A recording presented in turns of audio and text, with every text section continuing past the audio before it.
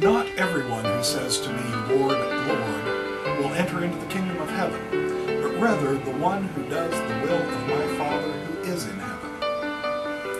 In that day many will say, Lord, Lord, didn't we prophesy in your name, and in your name we cast out demons, and in your name we performed many miracles?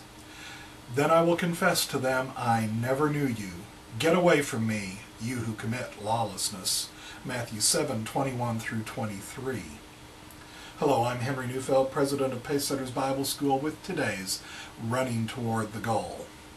How awful it would be to get to this moment, to imagine that Jesus knows you, and then to hear him say instead, I never knew you. There are so many things I could discuss from this text. Today I'm going to step aside from the very good questions of salvation by faith or works. I affirm salvation by grace received through faith.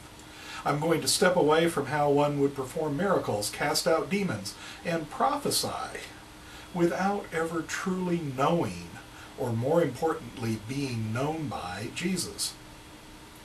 I'm interested in what Jesus is saying here about talk, action, and about hypocrisy. You see, we really want to be known as good people, as people who are close to God. In churches where it's expected that people will prophesy, for example, there are always plenty of people available to claim they have a word from the Lord.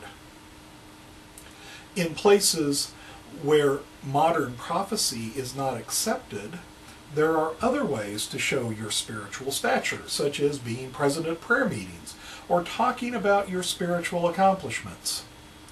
Now you may be asking, what's wrong with being present at prayer meetings? Nothing at all. What's wrong is if you are only at a prayer meeting because you want to be known as a person of prayer, perhaps so that you can be a leader in the church. I do regular Bible study. That's good. I recommend that you start such a practice of it already. But if I study my Bible so that I can say to you, I studied my Bible, in the hopes that you'll think I'm closer to God, then something is seriously wrong. God knows my heart. It's not your problem to determine whether I'm doing this for the right reason. It's not for me to determine that about you. But it's very important for me to let God examine my heart on this matter now.